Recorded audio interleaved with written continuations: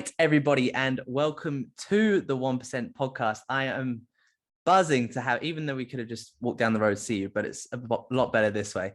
I'm buzzing to have Kianna and James onto the podcast. Guys, how are we doing? Doing good. Very good. Thank you, Brandon. Very good. I think this is the first time where I've had like a couple, not even like a couple, but actually two people on. So it's good. Breaking the virginity there. What you just had, like single one people on it before. Yeah, I want to get I want to move like in the first half of this year, and I want to get like a separate room for an office, and then like have a podcast studio. That'd be sick. But if anybody doesn't know of you guys, just a little bit of an intro, who you are, what you do, and where sit, so people can probably stalk you a little bit. Okay, so I'm James, and this is my partner Kianna. Some of you may know of me as one of the board twins, as no one actually seems to know who I am. It's just the board twins. But I'm one half of that. I'm James, and I'm here with my partner Kianna. We flew here to Dubai. How long ago? About 6 weeks ago. 6-7 weeks. 6-7 weeks from Australia. So that's where we usually live, on the Gold Coast. We're both online coaches, so that's what we do full time, same as Brandon. And we're just here in Dubai, coaching, living our life, and just enjoying it, really. But yeah, that's a little intro for us. Sick. How did you guys meet? Because everyone loves. Yeah. I did the interview, hired him, trained him up, and then when he resigned, then I thought I'd make my move. Yeah, the first time we actually ever had a conversation was at an interview. Yeah. So she interviewed me for a job at the gym. Mm-hmm. So was that as a PT role? No, so that was in sales. Sales. Yeah, so that's how we got a sales experience. So Kianna was sales manager at the gym. Mm-hmm. I don't know if you know this, but when I went, I didn't think I was going for a sales role. I thought I was going for like a reception role. And I turned up and she pulled out like the salary package and I was like, what the fuck is all this? I just went with it and I got the job. So, yeah. And then about 5 months in, I started coaching. And I needed to take a little step back from the gym so that I could start pursuing that, as Sam was doing the bulk of it at home. So I resigned, and then we hooked up at a Halloween party. So that was kind of how long have you been together for now? Yeah, almost a year and a half. Well, it's 14 months, isn't it? Because it was October 2020. Yeah. So it's like, I think it's like. Was it 2019 then you got together? 2020. So it was last year. It was only a year and 2 months. No, it wasn't last October. It was the October before. Yeah, so because otherwise that would be, we're 2020 now. Oh no, we're 2021. Oh, 2021. Was it? Yeah, because I wasn't even in Australia in 2019. Oh, there you go. So you go. There you go. So, so 2020. That was right. Okay, I'm with you now. But I always I feel like the last 2 years have been just like fucking could be anywhere, couldn't they? So that was where. Forever. And then what's your background behind that? Because both of you quite like, what about childhood and things like that? Like, what, give me a breakdown. Like, what's the childhood like? Where are we from that side of things? Well, I'm from Australia, so born and raised in Brisbane, and then I lived on the Gold Coast for about 5 years. So I was always in corporate before the fitness industry, so managing BMW, Volkswagen, Chrysler, Dodge, Jeep, always either running a team or in sales. And then after about 6 years, I worked my way up, and then I realized that I just didn't love what I did. Like the money was great, but it didn't fulfill me and I wasn't passionate about it. So I just thought, what can I do to utilize all these skills that I've, gained over the last couple of years? Where can I put them? And then I saw a job as a receptionist at World Gym. And so I applied for it, and then they called me and they were like, what the hell are you doing applying for a receptionist job? And I had a big chat with him, and then they ended up actually making my role. So then that's sort of how I transitioned into I guess the gym world. And then I spent like 3 years there. And then I decided that I wanted to help more. I didn't want to be on the sideline anymore. I saw plenty of shitty PTs come through, and I thought I can do it better than that. So that's kind of, a little bit of backstory about me, but pretty much Brisbane, only child. That's about it. Whereas I'm obviously from the UK, moved to the Goldie when I was 15 for a year, moved back to England, studied engineering for 6 years, got my master's, went back to Australia, and then I was applying for my master's jobs, like the graduate scheme jobs. But I didn't enjoy it. I remember I'd just be sat in there in my room. COVID was a thing. So like all the interviews would be over like Zoom like this kind of, I guess. And I'd be sat there in a shirt and tie in my room, like speaking to loads of corporate guys and basically having to lick their asses. I was thinking, fuck this, like, I don't want to do that. And that's when I decided I was kind of going to coach, but I got the job at the gym in the interim period. So I mean, I was always destined for the fitness industry. I think I love all this. So despite obviously studying and things like that, I think this was obviously the choice for me. But yeah. I think anyone that knows you and Sam just assume that you're from Australia as well. Yeah, most people do, I think. When we've met quite a few people in Binus, they're like, oh, you're English. It's like, yeah, like Sam's only lived in Australia for like 11 months or something. He's been in England for like the last 8 or 9, and then he flew here, didn't he? Whereas I've been in Australia, I was there for about 2 years, to be fair. But yeah, I think most people do probably think. That's so weird, because I didn't even, you know, when you break down numbers, I didn't think of it like that. I just assumed because I remember, I think I saw your page probably ages ago, and I just assumed it was like, because it was typical like EHP and all this sort of stuff. So you just assume you got to be Australian, right? And that was literally it.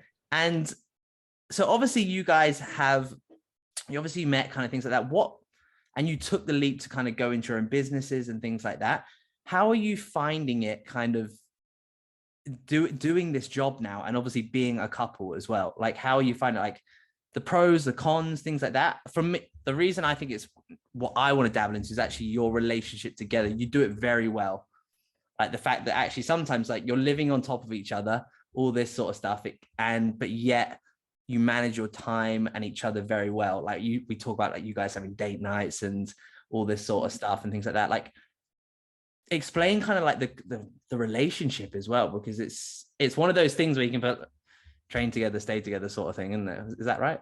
I think that's right. Train together, live together, work together. The thing is, there's not many people, and you'll get it as well, Brandon, because you do the same shit as us. It's like I think it would be like I've kind of hit the jackpot in the sense that not only have I found someone who's accepting of my kind of like bodybuilder lifestyle, which is like hard enough in itself, unless they're in the industry, which Kianna obviously is. But she also trains with me. She also has the same outlook on careers as me. So in terms of like, you know, it was actually a worry when we first got together, because I'd started coaching and Kianna hadn't at this point.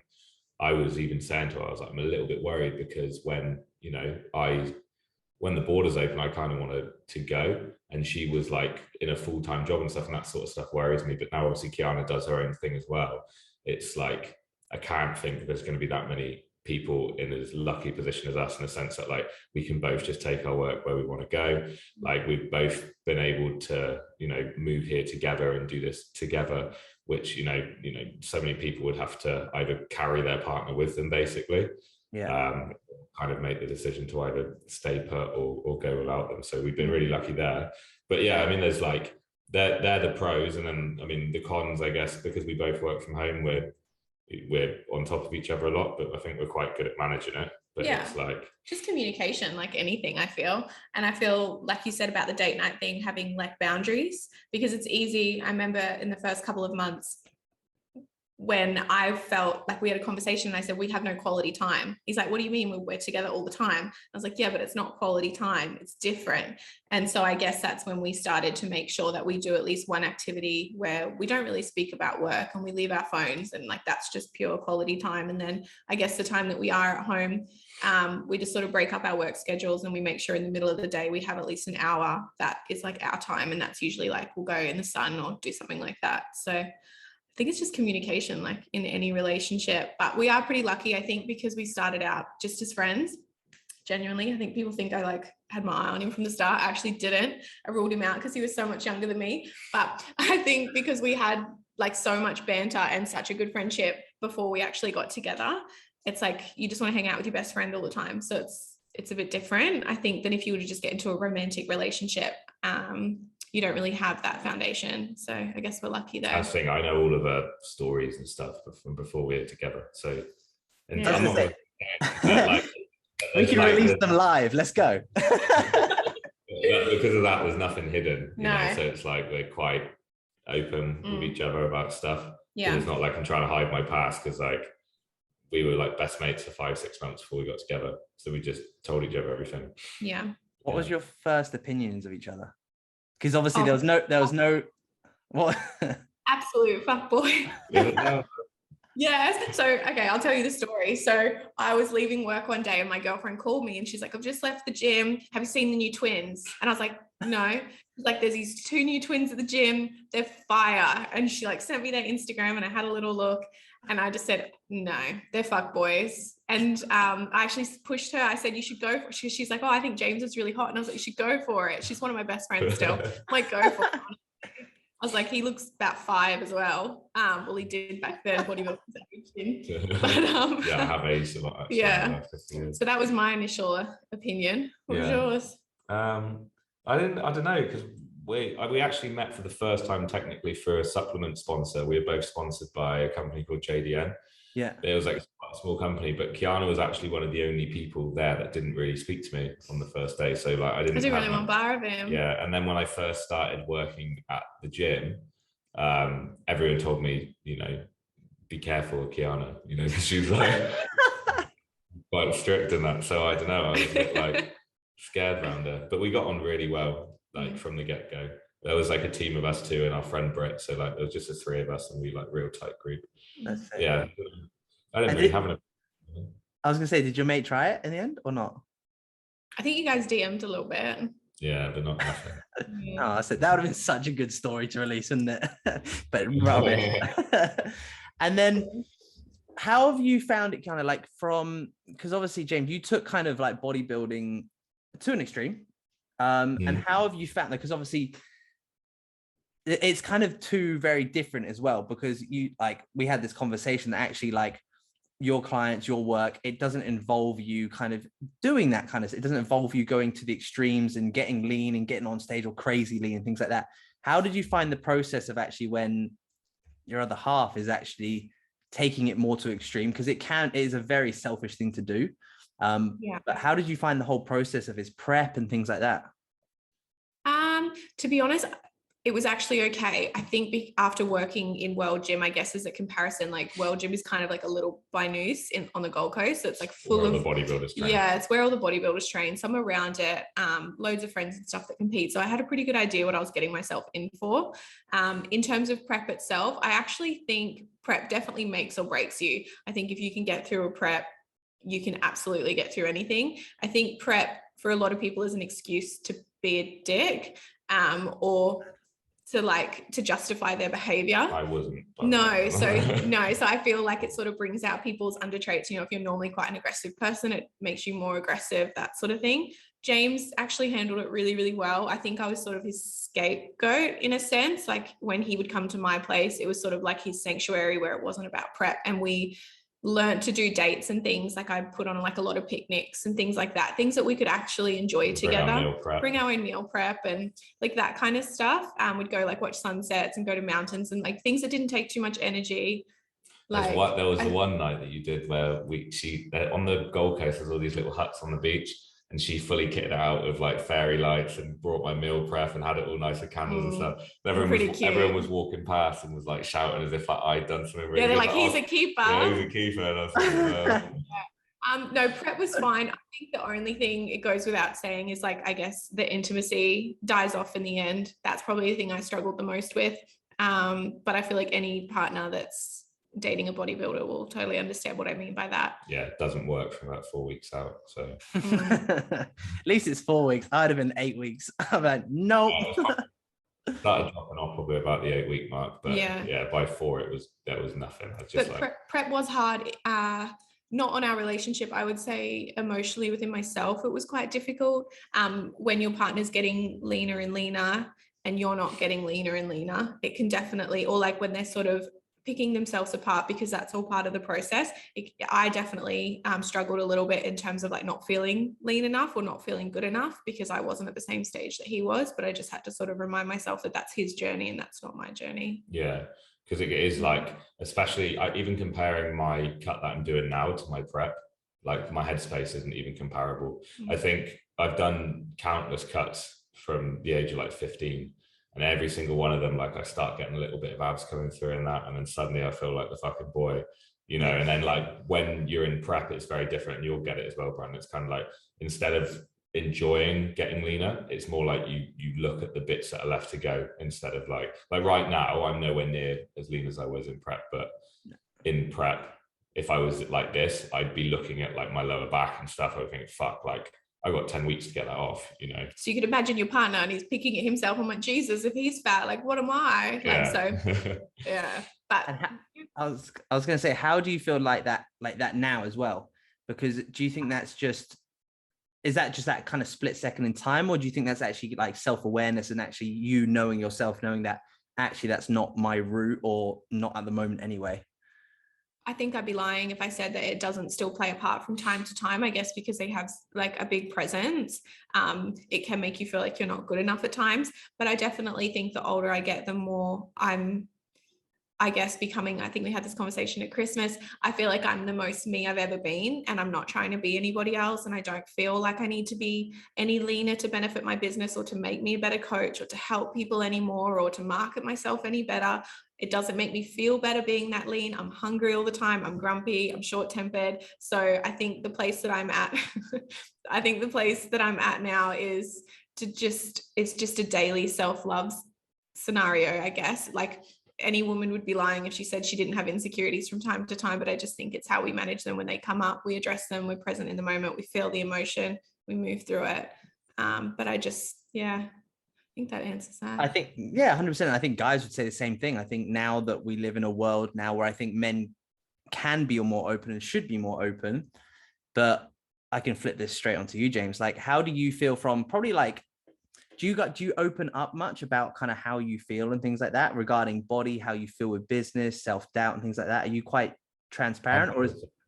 Yeah, I talk a lot about how I'm feeling and things like that. Open, I say I've always been a pretty open book when it comes to all that sort of stuff. I'm not the sort of person that like bottles stuff up. Like, if you know me and you're around me enough, like, you know everything going on in my head and around my life and things like that. So I'll talk about it. Not someone who's like, and do you think, obviously this is probably what brings you guys super close together, right, as well? Because like you say, it's having the same jobs and doing things like that, being on top of each other the whole time. Not many, I don't know many people that could do it, to be honest. Like, a lot of people would... I never thought I'd be able to do it, honestly. I think coming from like an only child background, I've always lived on my own. And then I guess even like my ex that I was with for years, he was gone 50% of the time, which was perfect for me. So like, now that I'm with someone that... Isn't that like a red flag though as well, when you're like, oh, it's so nice when they... Probably is a bit of a red flag, should have picked up earlier. But I think I definitely wouldn't have imagined myself in this scenario, but I couldn't be happier, because like I said, it's just like hanging out with your best friend every day, except like you're attracted to them, so that's cool. Like that helps. Yeah. There's some people that take it to the next level though, like, because we've talked about, because there's some coaches that will coach as couples, aren't there? You'll know of a few, you know. Yeah. I can say firsthand, not that I've coached with Kianna, but obviously I coach with Sam.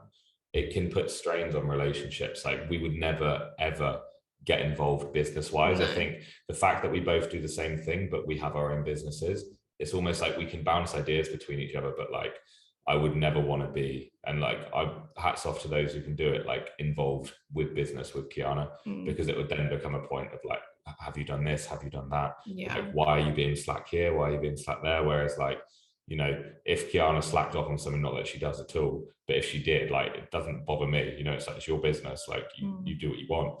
Whereas, you know, so it's almost like, we do the same thing, but we're both very much individual and unique in our approach, and separate that way. So, but I can say from firsthand, from obviously doing it with Sam, like 90% of what we talk about is business. You know, it's like all we talk about, plans, like ideas, like we just bounce up, sometimes grilling each other and getting on top of each other. What the fuck are you doing, man? Like, pick this up. Like, you know. And I think that's one thing that actually couples need, right? They need to have their own lives. Technically, you need to have your own baby, and you need to have your own thing, because probably actually 60% of the day you're probably not talking to each other, right? You're at a coffee shop just working, or your head's down and things like that, just cracking on with your own things. And I think it's a really important thing to have in a healthy relationship, is to have your own mission in life, massively. And then that kind of brings me on to the question, like, what's the mission now? Like, obviously we're going to release this podcast in about 2 weeks, so kind of second week in January. So I know both your lives have massively changed over, you could probably say, in the last month as well. So, but what's the mission for kind of the next year for you both? Like, obviously as potentially as a couple, and then obviously individually as well. Like, where do you see your training and businesses going? Like, Yeah. So obviously plans in terms of over the next year, we've got like business goals that like Sam and I have set out with our business mentor as well. Like they're very high. I mean, if we look back at the way that income's come over the last year, we've 10 times the income since December last year, which is pretty cool to see. But we wouldn't expect to do that again this year. Just do we just want to help more people? We've got the business. By the time this comes out, we'll have our members portal out. We just saw that. I saw a little. I saw a lot of red.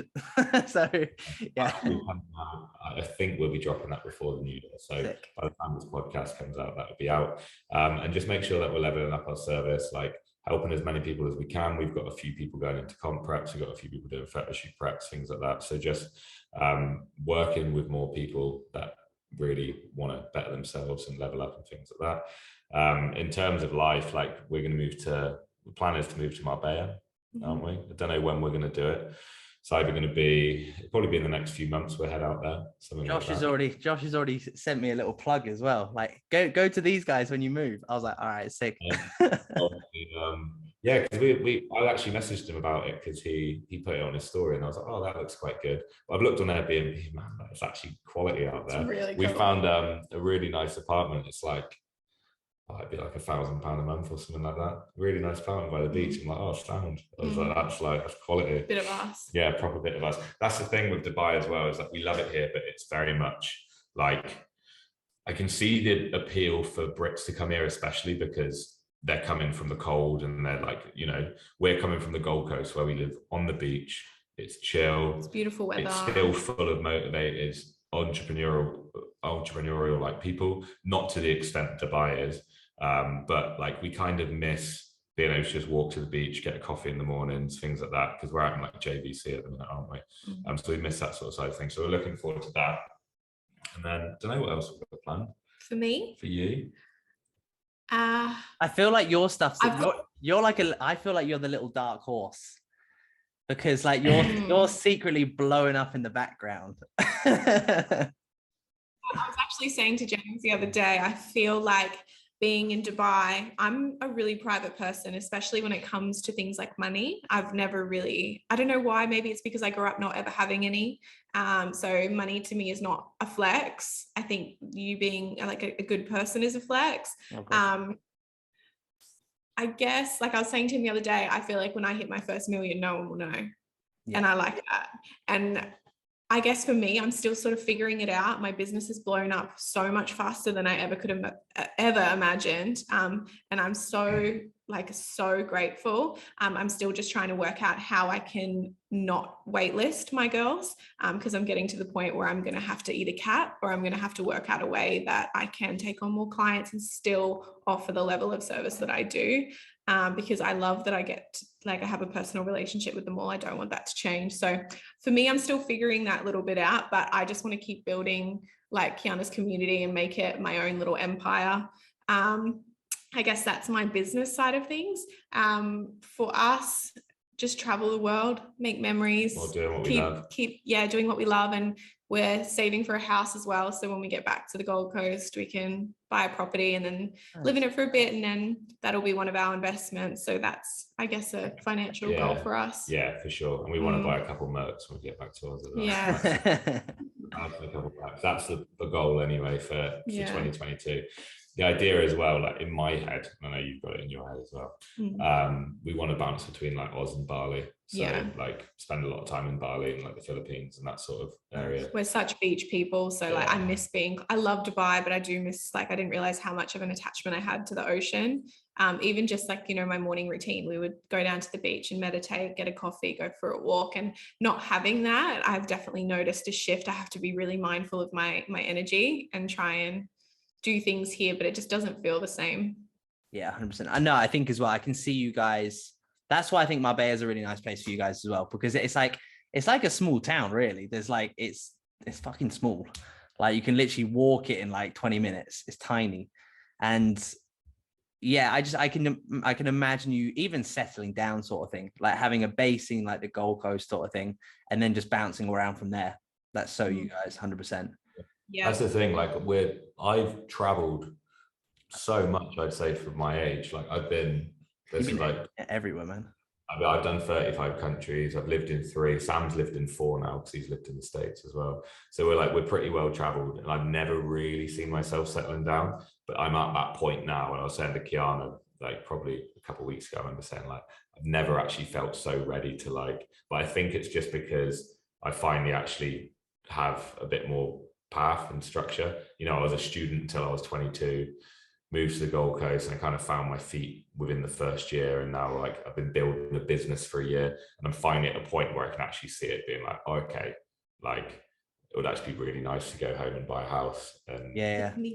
But I think that's the nice thing as well. Like you've traveled a lot and things like that, and you defined where you feel home and settled, which is great. So then you can be like, well, regardless, we're just gonna have a base there, and then because our jobs allow us to be very flexible, you can be like, oh, let's go to here and let's go to here and let's go to the UK or let's go to America for a bit. And you've worked hard to put yourself in that position.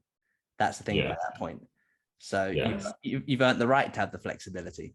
100%. Yeah, that's why like for us, like Bali, I've never actually been Bali. Philippines is one of the countries in Asia I've not been yet, but I've been all over Southeast Asia. Yeah, it's such like an Aussie. That's the typical Aussie. Where'd you go? Bali. That's it. Messy weekend. Let's go to Bali. Literally. It's like where most people. It's so cheap, isn't it? Well, for us, and you got to bear in mind, like it's how long a flight? Like 7. It's 4 hours. Oh, is that it? Oh, see, that's not bad. If you're in the UK, that still seems like a decent stretch, doesn't it? I've been showing Kianna flights and stuff, like just to give her an idea of how cheap you can get flights when you're in Europe. Yeah. I'm like, look, there's a flight here from Marbella to England for like $20 Australian or something. And she's like, what? And I'm like, yeah, like you can get that cheap. I just flew my mum from Brisbane to Darwin, which is like a 5-hour flight, and it cost me like $500. And that's within Australia. So the thing is, though, that's technically an international flight, right? Do you know what I mean? Like we can get like London to New York is 5.5. Something like that, yeah, it's not long. Sort of thing. So it's not bad at all. 7 hours to London from here. Yeah, that was like 6.5, 7 hours from London to here. That's why here's a good spot, because you're literally in the middle of the world. And if I want to go see family in Oz, I know it's just an extra, it's what, 8 to 10 hours? Not too bad. 8-hour flight probably. It was longer than that. I think it was it's a longer leg, because I know when we used to do, I've done UK to Australia loads. I've stopped in Dubai quite a few times. I think, how long was our flight here? It was like 16. 14, I think. 14. So yeah, it's on 14 slug. Yeah. It's on the longer end of the flight, but it's like, it's still not bad. If there wasn't COVID restrictions, the world would still feel really small. And I was saying that to Sam last night, actually, because it just like, it's never felt so big. Like the thought of going even back to UK, it's like I'm thinking, oh fucking hell, I've got to like do this, do that, got to make sure I'm like, PCRs, and what if you get fucking COVID while you're there and you've got to quarantine and you miss your flights back, and it's just like fuck, like it's just a hassle going anywhere. It's that's the thing as well. It's just a ball ache you don't want to do. It's like my mom's coming out next week, and it's the same sort of thing. And I was just like, why is it? And it's just fucking stupid how one country has rules and the other one's just like, we don't give a fuck. And you're like, because coming in here is a piece of piss, but like for you guys, you had to get like permission to get out, and then don't worry about coming here, it's fine, but just to get out, and you're like, prove our relationship and everything. Yeah, doctor certificates, proof of relationships. Like honestly, if anyone listens to this, like looking into Australia, like it is. Don't. No, but I'm saying like obviously people have been like kind of looking in, and like Australia is a bit of a laughing stock at the minute, I'd say, to the rest of the world. Like it really is that fucked in terms of like the actual living there. It's not been that, it wasn't a problem at all over COVID, but like when we got granted the exemption to leave, which by the way, like so many people we know of like had tried and failed and failed. Like really? Like it's not easy to get out. Like the only reason I was allowed to leave, even though I'm not even an Australian citizen, is because I said I was missing Sam, and I had to go get doctor's certificates that I was missing him and stuff. So it was, you know, like that's the only reason I could leave. Whereas most people, like, unless you have a really valid reason to leave, you ain't getting out. Like Kianna wouldn't have been able to leave without me. There's no way. Damn, that's crazy, isn't it? So you say laughing stuff. I think, well, I don't know. I think the UK is a joke. I think what's great about this whole COVID experience is that actually it's shown countries' true colors. So it's like there's certain countries in the world you're like, that's the place to be. Like no matter what happens, they don't give a fuck. I was thinking like Florida, Texas, Sweden, whatever it is, Dubai, they don't give a fuck. That's it. But even like you say, Australia, they don't, well, actually on the ground, it's fine. But I think I'd rather them just be like, fucking everyone just sit here, wait it out until whatever. But being trapped is a bit of a, especially when you're in Oz, it is the middle of nowhere, technically, isn't it? Yeah. Well, that's the thing. Like, it was a 2-year stint there is not the worst place to be. Like, so I was there for 2 years. It was like probably one of the best spots during the lockdowns that the rest of the world were in, because we went into initial lockdown for what, like 4 months. Yeah, that initial big lockdown that everyone went into, we went into that, and then we didn't go into another one. Yeah, it's good. So I think we had like a couple of 3-day ones, something like that, and that would be it. It wasn't bad at all. So like, it was sound, and they've not been in lockdown since where we are. But like, just getting out just wasn't very nice. Even just like, we couldn't like cross the border to go down to Sydney and stuff, because you're like, well, you get trapped. The chances are Sydney will go into a lockdown and you're stuck down there. So we traveled in Queensland a lot. Yeah, we just traveled Queensland a lot, where we were, did a couple like a van trip and stuff. It's a fucking weird world, isn't it? It's bizarre. But so with this podcast coming out in about 2 weeks time from now, that's going to be middle of January for people. Big year ahead. What's kind of like, what's a couple of things you've learned about yourself over the last year? And then what's a couple of things that you would actually be like, tell others to do from your mistakes potentially going into the new year ahead? So what have you learned about yourselves in 2021, and what advice would you give going into this year for people attacking their goals? In terms of just like life and whatever. Life, anything, fitness, diet. You learned that Kianna can make these fucking badass burgers that were like fried but not fried, and secret sauce, whatever it is. Fucking wizard over it. Yeah. I've learned about myself. I think I've learned that I've grown up a lot over the last year, but I think in terms of, stepping out of your comfort zone, not always listening to what people tell you to do. As you can imagine, having a master's degree in engineering and being kind of destined for that sort of route, as soon as I said I wanted to coach and things like that, like there was a lot of uproar from like family, especially. Friends were all quite supportive, but it's like, it would have been very easy at that point to have just backed down. So if you're out there and you're thinking about doing something which is potentially considered like the harder route at that point, or something that you want to chase something, then just definitely do it. And if you don't, then 2022 is going to look just like 2021, and you're just going to end up in the same boat at the end of the year. But yeah, that's what I'd say I learned about myself, and what someone could hopefully take from that. Because look where we are now. I could be in some shitty engineering firm in Melbourne, freezing cold, but I'm here. I love how everyone's like, yeah, Melbourne's fucking cold at the moment. It's one of those ones, isn't it? Hot at the minute. What about you, Kate? For me, pretty similar. I think I've grown so much as a person. Every year we're growing, aren't we? But I also feel like I'm the youngest that I've ever been, but I'm the oldest, if that makes sense. I think it's because I feel like I'm the most free. I've actually taken control of my life, and I'm not stuck in a corporate 9 to 5. And my life's on my terms now, and it makes me feel quite free. So I think in that sense, I feel the most free. Poor lessons or advice. Definitely, obviously, get out of your comfort zone. I was shitting myself. It took me months to get the courage to quit my job. I quit it to focus purely on studying. So I saved enough money so that I could just focus on the study, get that done as quickly as possible so that I could step into online. I was then going to get a PT job. That was my plan. So I was going to do face-to-face until I could build enough of an online presence. Because at that point, I only had I think I had like 2,000 followers. And I even said to James, I was like, nobody's going to want to be coached by me. Like, I'm a nobody. I had so much imposter syndrome. I had so much doubt. And I thought, who the hell is going to pay me for advice? I'm not in crazy shape. Like, I'm not like anybody special. So I guess my advice is just to fucking do it. And that online presence doesn't mean anything in this game. I don't really care what anybody says. I think that if your audience, if you're true to who you are, and I'm not just speaking in fitness industry, it could be anything that you want to do. If you're true and you're passionate and you really love what you want to do and you give it everything, how can it fail?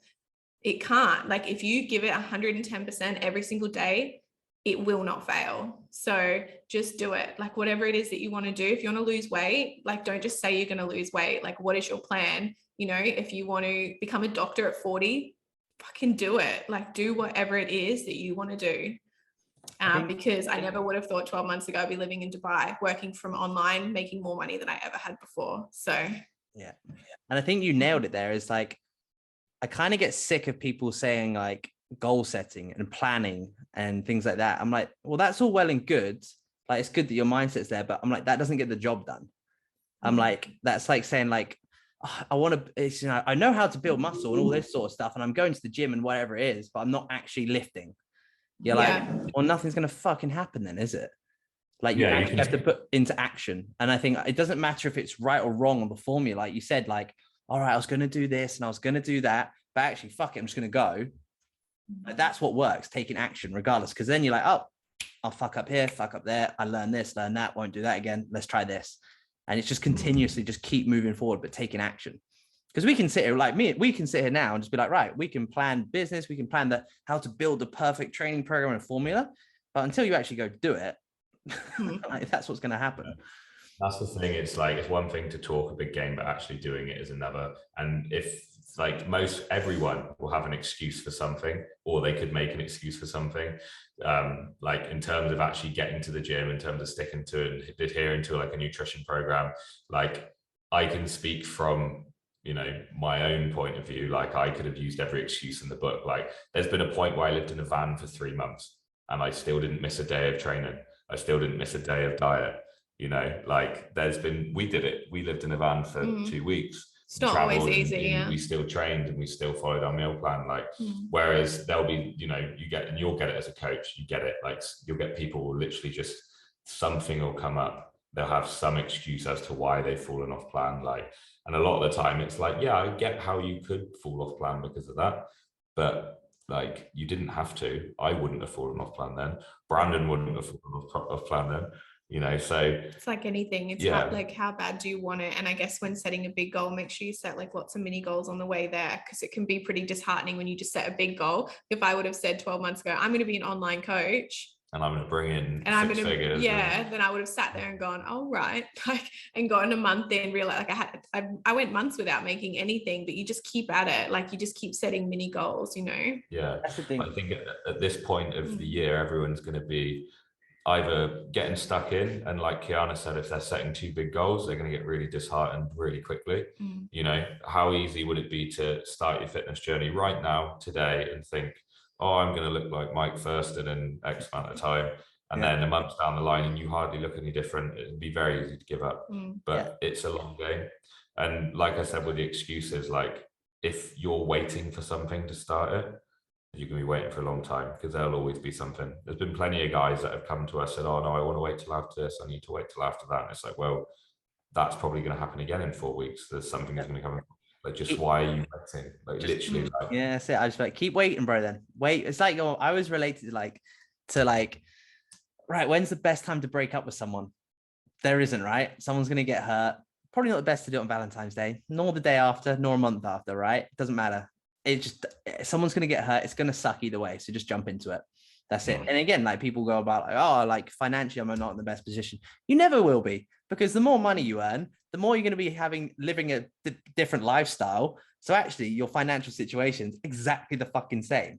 It's like, instead of a studio, you'll be living in a 3-bed apartment with a nicer view. So actually, your financials are exactly the same fucking position. You're just living a different life. You're just flying business class everywhere, whatever it is. So actually, just being like, well, where are my priorities? And I did it this year with goals. I was like, actually, because like, goals for us, like, we know that they don't really, like, the new year doesn't define anything. We just keep doing what we're doing, and that's it. And just just keep leveling up. It's the only time where I thought, actually, fuck it, I'm just going to be like, right, Q1, what do I want to achieve in the first quarter of the year? That's it. From January to March, super easy. And then it's like, okay, cool. What's the building blocks in between that? So like, when you say, when a client starts, oh my God, I have to do muscle rounds, I have to do tracking calories and all this sort of stuff. Like, no, you just need to like, just focus on actually walking a bit more, drinking a bit more water, and then maybe just go to the gym twice. And actually, when you're at the gym, just look around, find the equipment, get used to it, and walk back out again. Because I'd rather you just being like taking those baby steps, because those things accumulate over time. And that's what people don't see now. Like, everyone our age is like, they're entitled for some reason. Oh, I've worked really hard. I'm like, you've worked hard for a fucking month. Yeah. Like, no, like you followed a diet for a month. No, like, let me know when you followed it for weeks and months and years, sort of thing. That's the difference. Is you got to put in the time and you've got to put in the hours. But that's what people don't see as well. People are like, oh, like, you've probably got it. It's like, oh, they've moved to Dubai and oh, it's good for them, lucky them, and all this sort of shit. But like, yeah, but did you not just listen to this podcast where they just said, well, she was in sales, she worked 5 years doing this. He's been training and dieting since he was 15 years old. Do you know what I mean? People don't see that. So I'm like, just because someone's doing well now, I'm like, yeah, because it's compounded over time. Yeah. And we also took that leap to get out of our comfort zone. Yeah. And you know, at a point where Kianna was, it would have been so much easier to stay in her job with security. And she was cushy, man. Yeah, like. And in my point of view, it would have been easier to just keep applying for grad jobs and eventually end. You know, Sam had landed a really good grad scheme, you know, on a very good salary for an engineering firm. And at that point, well, you both doing engineering. We both got me and Sam both have a master's degree in electrical. He did it a year behind me though, but yeah, so he actually landed a good grad scheme. So he turned it down to coach, and at that point we were earning peanuts from coaching. So like, you know, it's very easy from someone on the outside, like, oh yeah, lucky, you know, but like, I love the word lucky. I love it now. Yeah, I hate that word. I love it because when people go, you're lucky, like, you didn't see the fucking work, did you, dick? My parents say it about themselves. My parents have done really well as well. And they'll call themselves, oh, aren't we lucky to live here? I even tell them, like, you're not lucky. Lucky. I tell them, like, you've worked really hard to get here. Like, you're not lucky. I feel like lucky's like you've won the lottery without entering. Yeah, that's pretty fucking lucky. But even if you win the lottery and you entered, it's not lucky. I'm like, you went out to try and win the lottery, so it's not lucky. You actually tried to. Do you know what I mean? Yeah, because I actually know of someone who won a lottery back home, and I remember it was the receptionist in the gym was fucking bitter because the cleaner had won the lottery. I was thinking, like, what is like, why? You know, it's like she probably hadn't even entered it. And she was this cleaner had like won the lottery. I actually remember this. I remember my mum won the lottery, but it's when we went into like the post office and she went to claim it, and they said, "Oh, we can't give out that amount," and both of us were like, "We've done it." Like that's it. Our lives have changed. Thinking like, "Fucking, that's it." We were going in the car back. She was thinking about retirement, the whole lot, and it turned out it was like £5 more than they could actually give out. It was only like 410 pounds, and they can only give out 400 or something stupid. No. It was amazing, but that split second of like, it was so good. The thing is, I don't know if I'd want to win the lottery. I've actually said it a few times because it's like, it almost seems like, it's just, you know, 99% of people talk like someone's won the lottery. It's even when people see someone drive a nice car who's young or whatever, it's like, oh, it's daddy's money. That's daddy's money. It's like they just jump to assumptions. It would be like, if you won the lottery, everyone would just say, no matter what you were doing, they'd just be like, yeah, but you won the lottery. See, I've always said the same thing about if I was to ever win the lotto, like no one would know. The only person that would know would be my mum, and it's because I pay her house out. That would be it. See, everyone would know I did. I wouldn't be able to keep my mouth shut. No, you wouldn't. I think skis to everyone. Yeah, I think the difference is now is like, say, for example, if any one of us won the lottery now, we're very self-aware enough now actually what we would do with it. But if you asked us maybe 2-3 years ago what we'd do with it, it'd been a very different situation. Like you said, now it's like, I remember when my first year of PT was, my first year of kind of like the last year of face-to-face coaching was good. And I remember because my mum was same as you, like single mum, 3 jobs all her life, just fucking worked and like, and it was the day where she turned around and said, can you buy carpets for the apartment? Because she declared bankruptcy as well. So she couldn't afford credit, and she's only paid it off in the last year. So probably not the smartest woman with money, but it was that moment where I was like, I could buy carpet for her for the house sort of thing. And that's the difference where we're all at now. It's like, actually, if you won 5 million, what would you do with it? I could probably tell you, you just buy that house, you buy the little cars you wanted to, and then all you would do is be like, right, how can we blow up our business? How can we blow up our businesses? And that's all it would be. Like, you'd have your little safety net, and then you're like, well, invest it and things like that. 20% you just kind of think, let's have some fucking fun. And then the rest of it would just go back into investment. That's the difference. Me and Sam talk about this a lot actually, because we say, you know, if you gave, I guarantee if you gave 90% of people $1 million or £1 million or whatever, I'll in be 10 gone. years time, in 10 years time, they will be in the exact same position as they were at the beginning. They might have a nice house or whatever, but they'll still be living week to week. Yeah. And that's why, like, because I remember Donald Trump, not that I'm a Trump fan or anything, I don't really follow it, but I remember seeing people like laughing at him because he made that comment, like, oh, I had a small loan of $1 million from my father. And it's, well, I mean, in comparatively, it's like you give $1 million to most people, they ain't turning it into what he turned it into. That's the difference. Very, well, yeah. Like, you were given $1 million, like, yeah, well, if I gave, you know, most people $1 million, you'll fucking go spunk it. Like, he's gone and turned that into like billions, which yeah. couldn't do. So it's like, you know, it's, yeah, that's why I think if you're smart with it, and yeah, like you said, it would be used very, very differently to how it would be a few years ago.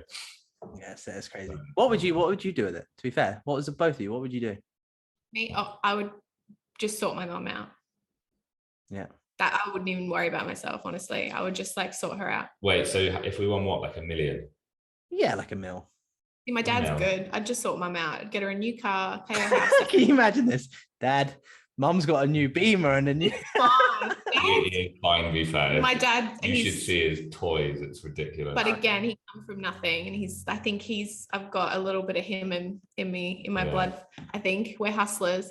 But yeah, no, he's doing fine. Mum's fine, but growing up, it was just the two of us, and we had nothing. She worked 3 jobs. Like, she bought her first house just like she showed me what it is to save money, you know, and to value money. And I guess I love that shit because very similar. I love that shit. Yeah. You know what I would do with it? Because I'm good. Buy a yacht. That's what I'd do. There's the mill gone. To be honest, what I'd probably do is I'd probably invest in property for the most part, and then I'd invest elsewhere as well. So I'd start looking into where else. Because that's the thing, though. A mill's not much. Like us three, if someone gave us $1 million each, dude, we could spend that in a day. Like, I could spend $1 million in a day. Yeah, we just go buy a house. Mate, in Dubai, I'd be like, well, let's just go to like one restaurant. We're like, oh shit, we've only got we spent 100K having dinner. Like, we could do that.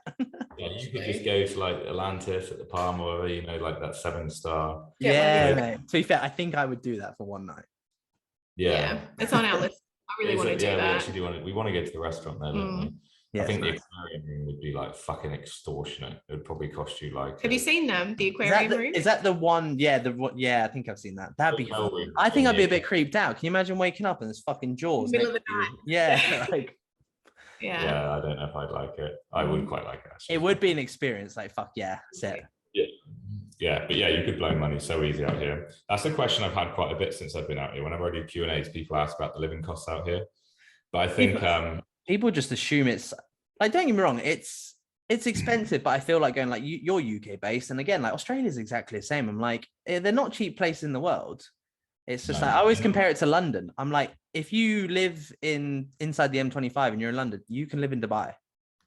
Oh yeah, and it's especially if you're here long term, because I think we struggle we're getting hit money wise because we're here short term. Like our rent is fucking crazy, extortionate. But other than that, like, and I've seen a couple of guys say it as well, in terms of like moving here and living here, if you came here, you know, like if you're working here especially, like you're going to be absolutely sound. If you're here long term, it's not expensive. You can make it as expensive as you like here. And say that it's like you could spend more here than anywhere else in the world, but you could also live just like anywhere else in the world. It all comes down to, like you said it really well, Kianna. It was just like actually like being self-aware enough to actually know what you want. And it's like all of us know that actually New Year's Eve, that half of us were going to curl up and just watch a movie. We're not going to go out and do all this crazy sort of shit, right? And that's the difference as well. It's just like you can make the mistake, and we've all done it at times, periods of our lives. So like, yeah, let's just go party and have a good time and things like that. And actually, like, it's just not you. But as soon as you come to 10, you're like, actually, we're just gonna have an early night, watch some movies, eat some food, and just that's it. And then we're just gonna go out for date night once a week. That's it. Like, well, you can do that fucking wherever you want, and it's pretty affordable. Yeah, for sure. That's the thing. I think because that's why we say it to you as well. We don't care about spending money on food when we go out for night. stuff, but it's because we don't party in that. I know obviously we're probably past the age of it now anyway. Like we had years and years of it.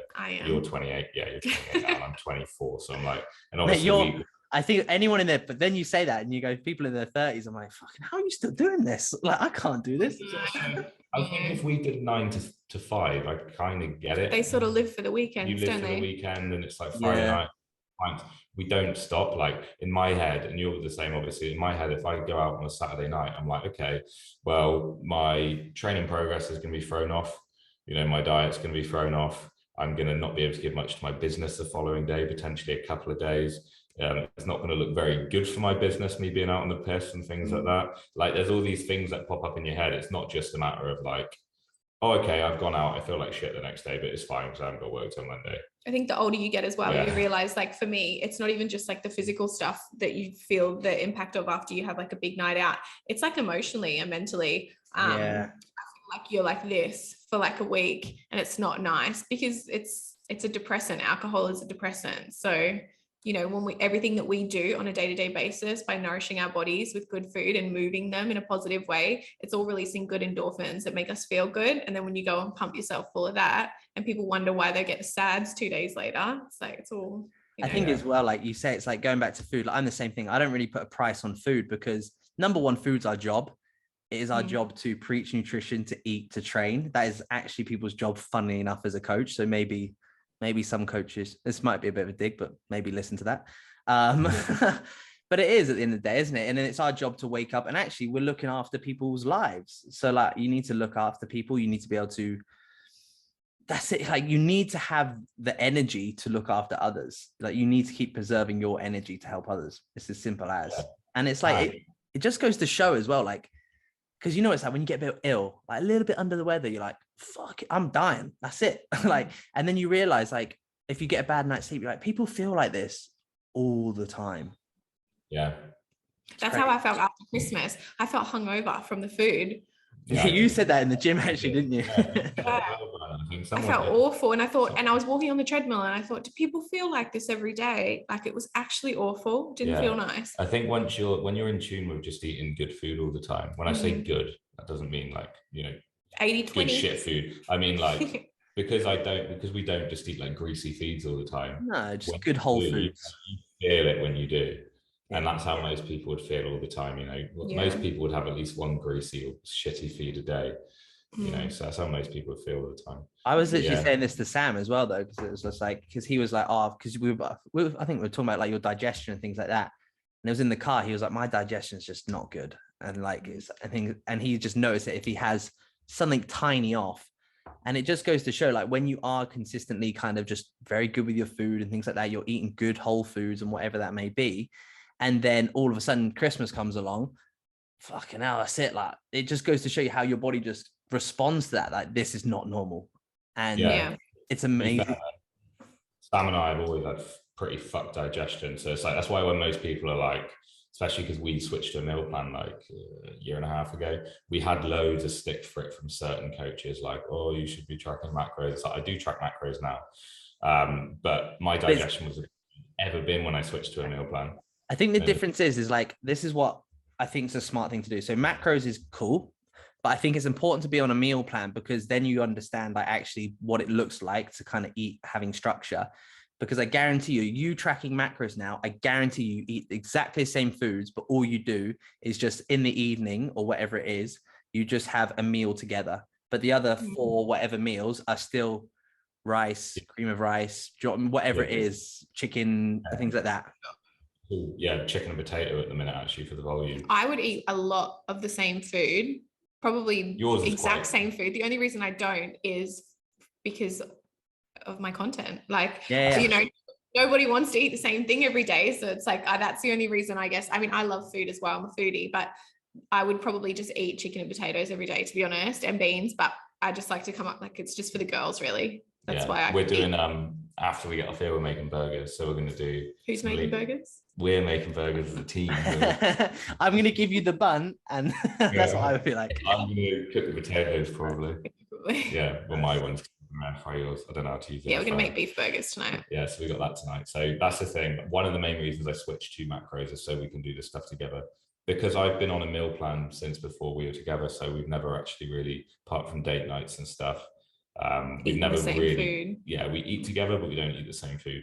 Whereas now we can actually cook together and enjoy food together. It's like Sit at the table, be yeah, present with it's our nice. food. It's nice. It's Yeah. almost like date night every night.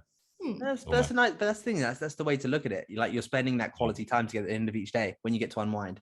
So it's awesome. Yeah. But no, honestly, I was going to say I'm not going to take up too much of your time because we could ramble on forever. So it's cool. If you could give anyone any piece of advice that's going to take them 1% further forward tomorrow, what would that be? Give one each if you want. Start now. Start tomorrow or today. You actually start what you want to do tomorrow. That would be my biggest piece of advice, rather than putting it off.